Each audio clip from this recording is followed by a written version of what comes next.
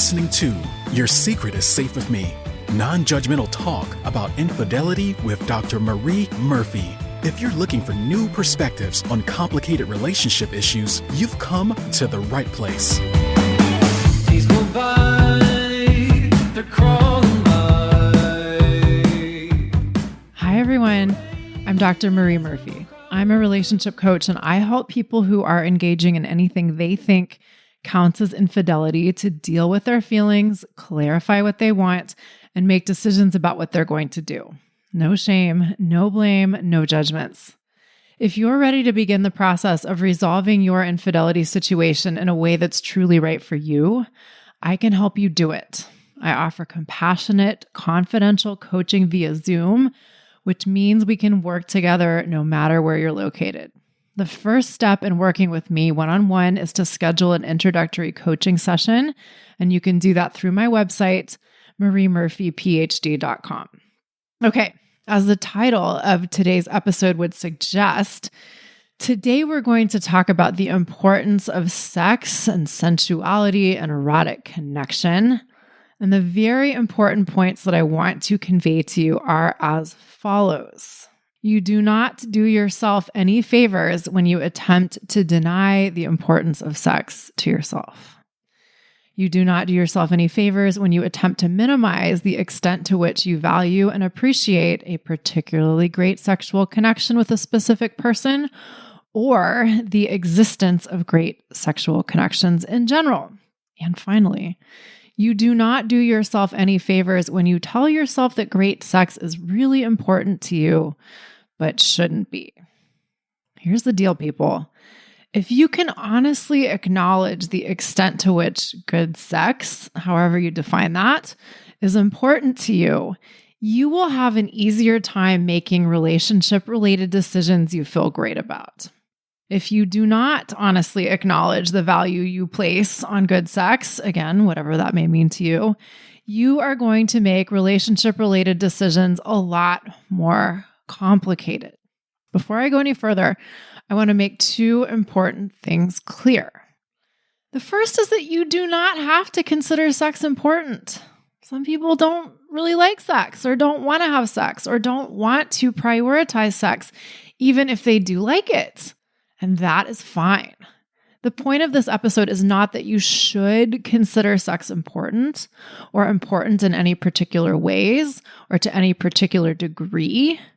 The point is to encourage you to be honest with yourself about the importance of sex in your life. The second important point is that sex, quote unquote, means a lot of different things in practice to different people.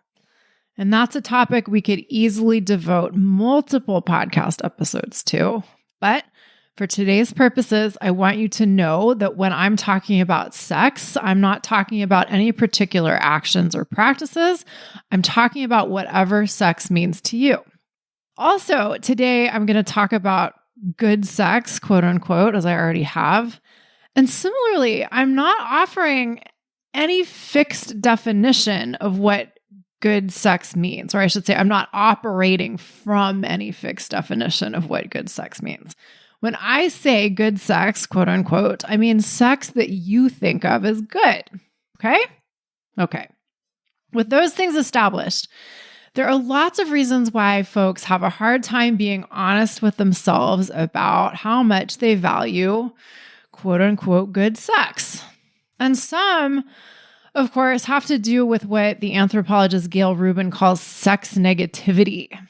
Rubin argues that antipathy towards sex in general, and certain kinds of sex more especially, is a hallmark of social life as we know it in most, if not all, parts of the world.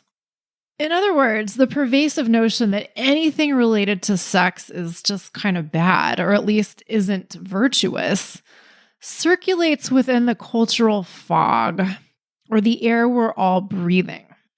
And her argument is more nuanced than that. And of course, there are exceptions. There are messages out there that we could call sex positive instead of sex negative.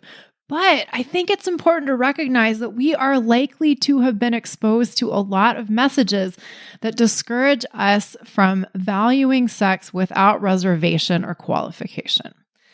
And that's pretty potent stuff to contend with. But in addition to that, there's more. There are other reasons why we may have a hard time being honest with ourselves about how much we appreciate sex or value good sex, such as we may think there is a lot at stake if we value sex and acknowledge that to ourselves. We may think there's something to lose in doing that. For example, sometimes people think that if they acknowledge how amazing their sexual relationship with their affair partner is and how much they value that, they'll have to leave their marriage or their committed relationship and pursue a relationship with their affair partner. But that's not exactly how it works. Being honest with yourself about how much you like or appreciate or enjoy something doesn't compel you to do anything about it. You can enjoy something and choose not to do it or do more of it. That isn't necessarily the objective, of course, but it is an option. And I'll say more about that later. Another reason why we may have a hard time being honest with ourselves about how much we value sex is we may not think that sex is something that should be considered important. This sort of thinking can manifest in many specific ways and have many sources. For instance, some people have gotten the idea that it is way more important to get married and stay married and to keep up the appearance of being a so-called good spouse and a good family member than it is to have a good sex life. And so they may have done the good spouse thing for many years. They may have lived up to that expectation. And then they start having amazing sex with someone other than their spouse. And this seems to present a huge conundrum. And the way they attempt to manage their cognitive dissonance is by telling themselves that sex isn't really that important. But when someone in this kind of situation says this to themselves, what they're saying isn't true, strictly speaking. The amazing sex they're having is an experience that they value very much. The problem comes from the conflict between the great sex they're having and the other things that are important to them in their life, like staying committed to their marriage, for example, or at least keeping up the appearance of being a person who stays committed to their marriage. And this may seem like a small distinction, but it's one that's crucial to be aware of. The truth of the matter isn't that sex is important to the person we're talking about, or that great sex isn't important to that person. The truth of the matter is that the great sex they're enjoying seems to be in competition with something else that the person considers really important. Another thing that people often think is that good sex is not something that can last. And since it, quote unquote, can't last, as the thinking goes, it therefore shouldn't be considered important. A lot of people take it for granted that amazing sex is something that happens at the beginning of a relationship and only at the beginning of a relationship, and by definition cannot last forever or even indefinitely. A lot of people have absorbed these ideas as facts.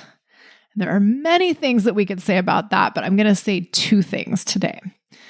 The first is, even if it were true that amazing sex simply cannot last indefinitely or beyond a certain length of time, does that mean you shouldn't value it or choose to pursue it or prioritize it? Life doesn't last indefinitely, people. And within your fleeting lifetime, there may be fleeting experiences that you know you really want to have, even if they may not last forever or continue in the same way forever. The second thing is, we tend to completely understate the extent to which sex can continue to be pretty great in a relationship, even beyond the initial period of excitement, whether you want to call that new relationship energy or limerence or the honeymoon period or whatever. We have collectively bought into some myths about the way sex has to be. And even if these myths do have some bearing in truth, that doesn't mean they're inescapable or inevitable. As I've talked about on other episodes, we tend to underestimate the extent to which we can intentionally create the kind of sex life we want to have with our partner long after the initial phase of effortless excitement may have come and gone. And Somewhat similarly, some people don't think that sex should or can be the foundation of a successful, committed relationship.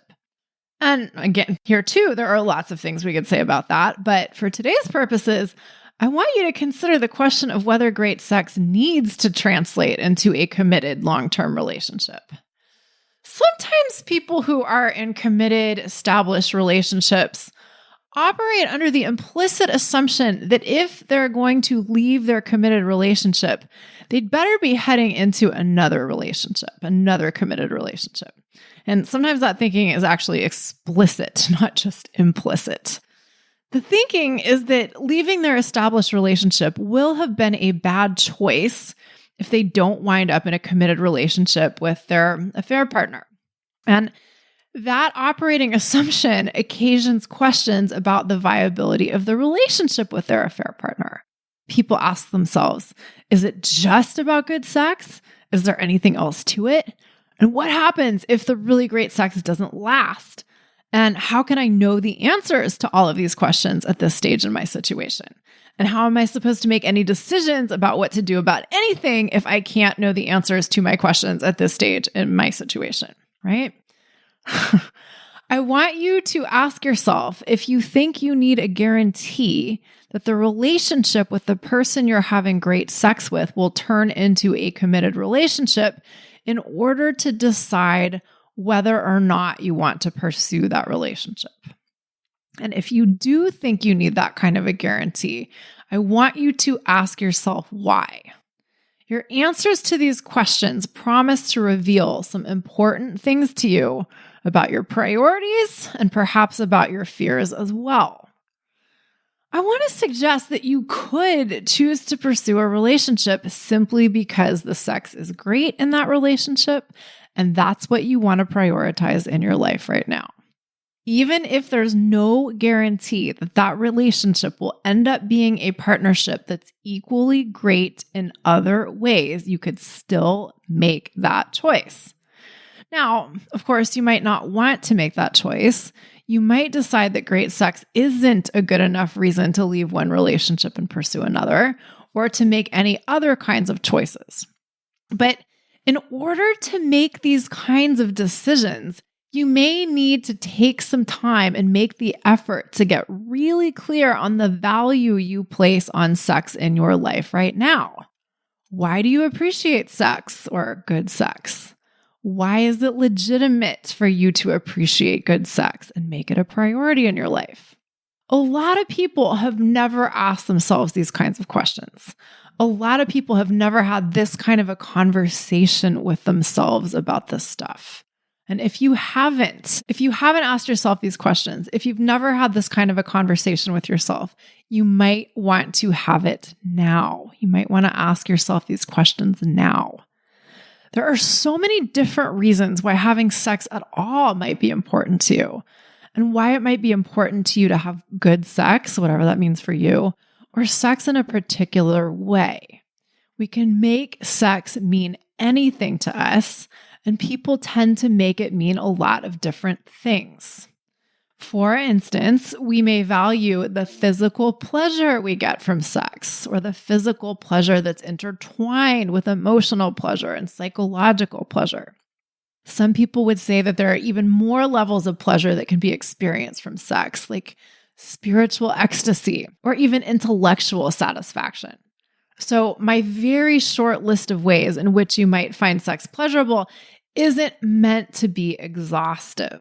Rather, it's just meant to encourage you to get clear on the ways in which you find sex pleasurable and get clear on how much you value that pleasure, right? Also, your identity may revolve around your sex life, or your sex life may inform your identity. For a lot of people, being a person who has sex at all, or has sex in a particular way, or with a particular person or persons, isn't just about the sensations associated with these experiences. It's about what they make these experiences mean about them and who they are. And again, these are just some of the ways in which you might value or appreciate sex. There's no right or wrong way to value sex, and there's no right or wrong degree to which you should prioritize sex or degree to which you should consider important. Now, sometimes when I tell people that, they say, but what if all I care about is sex and I spend every waking minute thinking about sex or having sex or trying to have sex? And my answer to that is, what if that is what you want? And what if that isn't a problem? Some people have decided that sex is very important to them, and they organize their lives in the service of that. And you could too if you wanted to. And sometimes when I tell people this, they say in response, oh no, I couldn't. And my response to that is, yes, you really could. You might not like some of the trade-offs you would need to make in order to set your life up so that you can have sex all day, every day with whoever you want. But that doesn't mean that you couldn't actually do that. But of course, the point for you may not be that you want to have sex all day, every day. That might not be your goal here. My intention in using that example is to urge you to think beyond whatever constraints you may be imposing on the extent to which you want to prioritize sex in your life. And what I'm encouraging you to do today is to get really clear on the ways in which sex matters to you and the extent to which sex matters to you so that you can make decisions about how you want to prioritize or not prioritize sex in your life that you really like.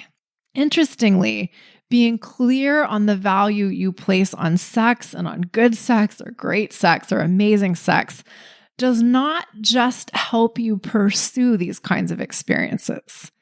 Being clear on the value you place on sex can also help you make decisions about when you don't want to pursue or prioritize sex. For instance, sometimes I work with people who are married and who feel deeply devoted to their spouse and their family, but they're also having an affair with someone who they are having mind-blowing sex with, the best sex of their life. And what sometimes gets these people really stuck in confusion and frustration is when they tell themselves that the great sex they're having is really nice, but isn't all that important. Or similarly, they might be telling themselves that the great sex is great and all, but their family should matter more to them. The commitment they made to their spouse should matter more to them. But neither of those statements are as true as you might think they are. If great sex is important to you, telling yourself it isn't is effectively a lie. And it isn't true in any absolute sense that a commitment to one's spouse and a family matters more or should matter more than pursuing great sex. A lot of people might think that this is the case, but that doesn't mean that it's an inviolable law of the universe or anything like that.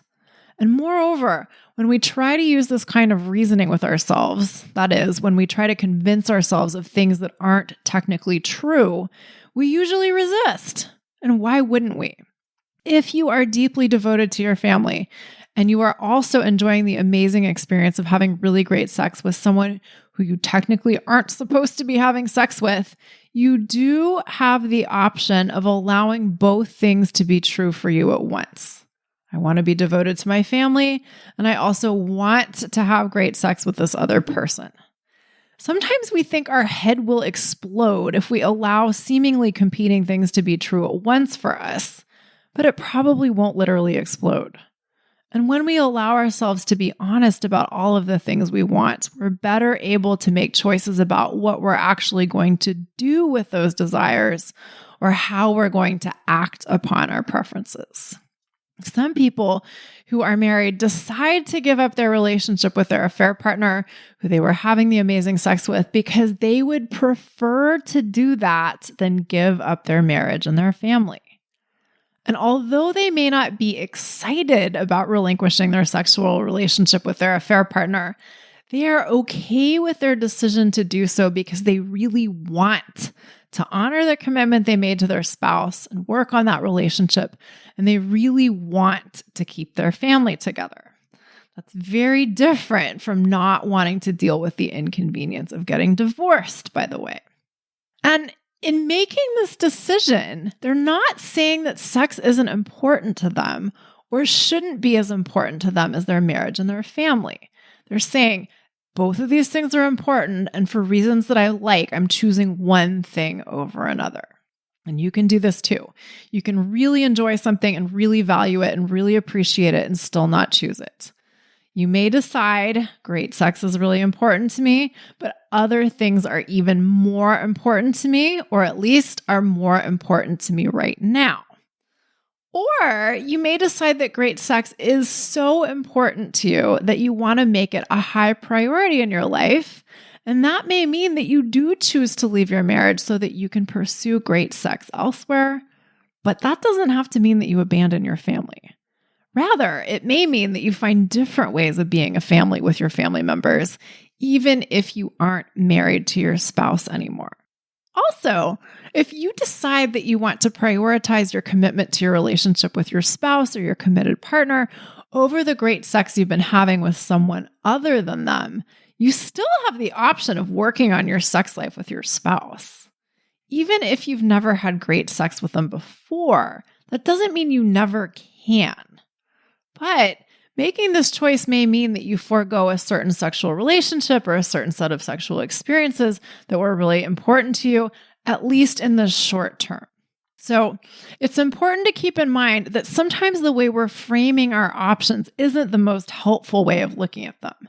Sometimes we aren't actually giving up what we think we're giving up. Sometimes we think we're certainly giving something up forever and there's no possibility of ever having it again, but that doesn't have to be the case. But that said, it is important to acknowledge that for most of us, at any given moment in our lives, we are making decisions about what we're going to prioritize. And sometimes these decisions require some pretty significant trade-offs. And that does not have to be a problem as long as we're making these trade-offs consciously and willingly. As far as I know, the only way to live without making trade-offs is to like everything equally. And although you could decide to live that way, I don't know anyone who actually does that. Most of us prefer to have preferences. Most of us don't want to like everything equally. But in a world where we get to have the pleasures that come with preferring some things over others, we also get to deal with not having what we want sometimes, or not having everything we want all at once sometimes. Yes, it may be possible to have everything we want all at once sometimes, but expecting to have that all the time may be a recipe for unhappiness. Being willing to not have everything we want all at once all the time may actually increase our net happiness. When we can willingly choose to give up things that are important to us for reasons that we like, it's totally different from giving up something because we think we have to, and then trying to convince ourselves that maybe it wasn't all that important to us anyway. That kind of self-denial or dishonesty with ourselves doesn't lead to anything great. Now I'm going to give you an example of what choosing not to prioritize something we value can look like that isn't about sex. For many years, yoga was a really big part of my life. I started doing yoga very reluctantly because I believed it was something that only flexible people could do, and I sure as hell wasn't physically very flexible at all. I had a lot of low-grade body problems, and when I saw other people doing yoga, I was like, yeah, that looks great, but I'll never be able to do that. That's something that other people get to do. And people always told me how great yoga was and how I should do it, and I was like, well, that sounds amazing, but I'm never going to be able to experience the kinds of benefits people are talking about getting from yoga because that just isn't available to me. Then, miraculously, I did start doing yoga. And pretty soon I was like, holy shit, this is the best thing that's ever happened to me. Or one of the top 5 best things that's ever happened to me anyway. Discovering yoga wasn't the same as discovering great sex, but it was similar in the sense that it ushered me into a completely different relationship with my body and a completely different understanding of the kinds of experiences I could have with my physical body or in my physical body. And more specifically, it ushered me into a far more enjoyable experience with my body, and a far more enjoyable set of experiences in my body than I'd been having before. And I appreciated this a lot. And the overall effect of having these kinds of experiences was not unlike the way that some people experience the overall effect of having a sex life that they really enjoy. It was such a great enhancement to my experience of being alive and living in a physical form. That is, living in a body that has the capacity to experience different kinds of sensations. And in addition to that, being a person who did yoga was also a pretty big part of my identity. It became a pretty big part of my identity. And then I started teaching yoga, and I enjoyed that so much too, both in terms of the actual teaching itself and in terms of having the identity of yoga teacher. And this was true for a decent chunk of my life. I taught at least a couple of yoga classes or a couple of private yoga lessons a week for more than 10 years. And for some of those years, I was teaching yoga quite a bit more than that. Even so, there came a time when I chose to stop teaching yoga. I chose to give it up, not because it wasn't important to me anymore, but because I wanted to spend the time I was spending teaching yoga in other ways. Put differently, teaching yoga was important to me, but other things were becoming even more important to me. And that doesn't mean that it wasn't sad to let it go. For one thing, I didn't really like giving up that part of my identity. I liked having the identity of yoga teacher, and I didn't want to let go of that. And for another thing, not teaching yoga also ended up meaning that I did less yoga. I practiced yoga less myself. And that didn't have to be the case, of course, but it did work out that way for me. And so in addition to losing a cherished part of my identity, I also began to do a lot less of something that I really enjoyed doing and that had tremendous benefits for my overall well-being, including but not limited to my physical well-being. I still practice yoga. I truly don't think that I would be able to do anything else if I did not. But instead of yoga being a huge part of my life, as it once was, it's now kind of at minimum baseline level. It's an imperfect analogy, but giving up yoga to the extent that I have is kind of like choosing to prioritize other things over great sex. It's not that I've stopped valuing yoga, far from it. It's not that I chose to relinquish it to the extent that I did because it didn't matter to me anymore. It's because I decided that right now there are other things that are even more important to me than my yoga practice. And that is saying a lot. But I think that the better our lives get, the more we find ourselves in the position of having to give up something pretty great for something that's even better or something that we want even more. And that's not the worst problem in the world to have. And I want to make it clear that I do experience drawbacks to my choices. Doing less yoga than I used to has consequences for me. I like the way I feel in my body when I have a more frequent and more rigorous yoga practice a lot more than I like the way I feel in my body when I have a minimum baseline yoga practice. But I can tolerate these consequences because I've made the choices that I have for reasons that I like.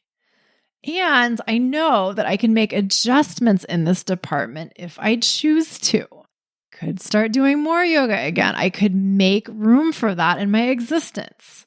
The decisions I've made in this department do not doom me to a particular fate forever. And that's true for you too when it comes to decisions about how you want to prioritize sex in your life. There may be times when you want to make good sex a very high priority, if not the highest priority in your life. There may be times when you decide that you can live without good sex or with less of it for reasons that you are as happy with as you can be. Okay, all of this said, I want to make it absolutely clear that the point of this episode is not that you should recognize how important great sex is and then decide not to prioritize it in your life. Or that if you decide that sex is really important to you, that means you have to prioritize it in a particular way. No. What I am saying is when you get clear on how important sex is to you right now in the present moment for you, you'll be in a much better position to make decisions about how you want to prioritize sex in relation to the other things that are important to you in your life. That is it for today, people. If you are ready to begin the process of making your infidelity situation less complicated and less confusing, let's work together. I can help you get clear on what you want to prioritize in your life right now and help you take action in the service of your highest priorities. If you have been stuck in indecision or inaction in relation to your infidelity situation for longer than you'd like, why not begin the process of getting unstuck now? When you're ready for change, you can schedule an introductory coaching session with me through my website, mariemurphyphd.com. I can't wait to meet you. All right, everyone. Thank you all so much for listening. If you enjoy this podcast, if you enjoy what you've heard today, I would greatly appreciate it if you would head on over to iTunes to rate and review the show. Your ratings help other people who would benefit from hearing this podcast find it. So please share the love. You can do so anonymously. Please and thank you. Have an excellent week. Bye for now. Thanks for listening to Your Secret is Safe with Me with Dr. Marie Murphy. Make sure to click subscribe to get updates on our latest episodes.